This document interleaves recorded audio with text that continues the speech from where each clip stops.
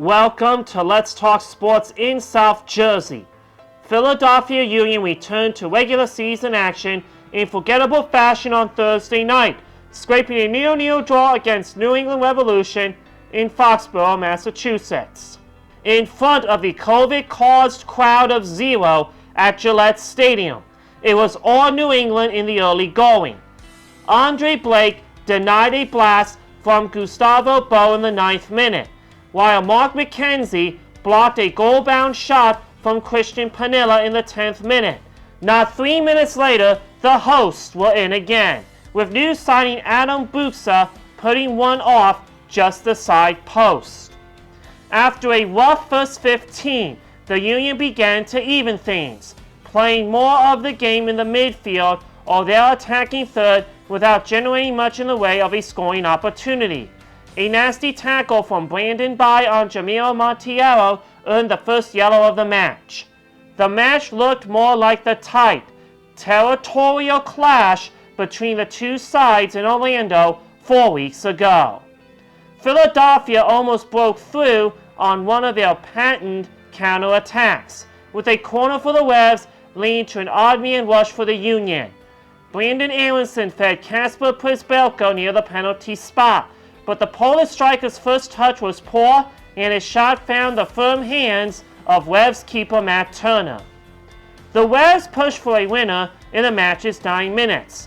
Jack Elliott produced an excellent recovery tackle late in the match to break up a dangerous opportunity from Bo, while Buksa missed the target on a one-timer moments later. That was it, and the match finished scoreless. Good luck to the Union in their next match against the New York Red Bulls.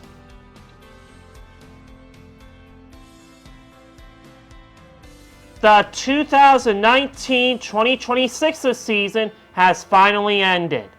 It was a season that felt like it lasted an eternity.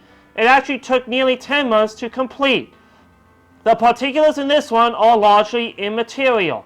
Joel Embiid had a down game and shot poorly from the field and the free throw line. He finished with 30-10, 2 blocks.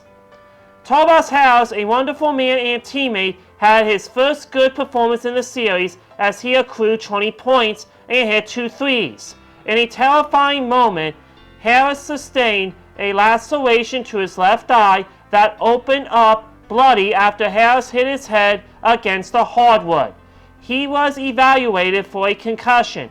We entered the game that had reached blowout territory. Al Horford was a -16. Josh Richardson shot terribly. Shake Milton was pretty good. Jason Tatum filleted the Sixers for 28 points. Kemba Walker had 30. The entire series was emblematic of the malaise that followed this team all season long. They disappointed, and the team's legitimate young stars were unable to overcome an ill-fitting roster. And as a result of this disappointment, Brett Brown has been fired as 76ers head coach. We now have to wait at least 3 months for the 76ers to return to action.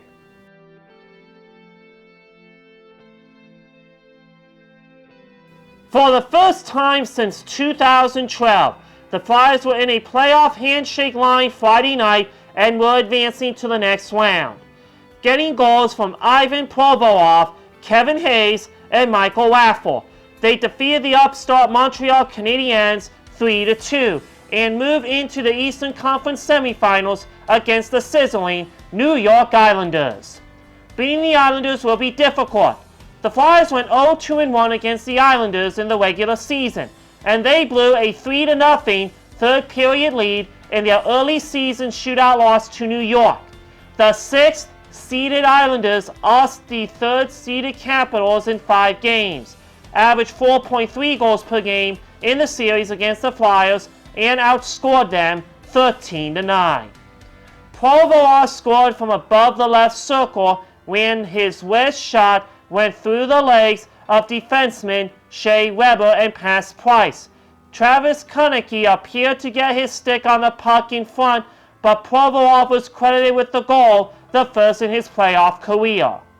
Hayes made it 2-0 with 14:37 left in the first as he took a pass from Grant and his point-blank shot went off Price's pads and trickled into the net.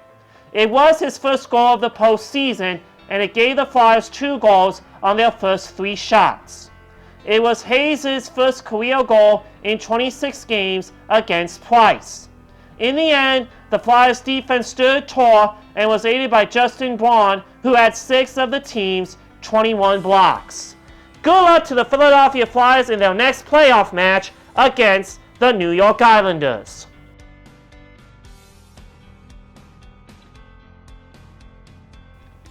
Kevin Harvick is the 2020 NASCAR Cup Series regular season champion, claiming the distinction just past the midway point of Stage 2 of after Sunday's Dryden 311 at Dover International Speedway.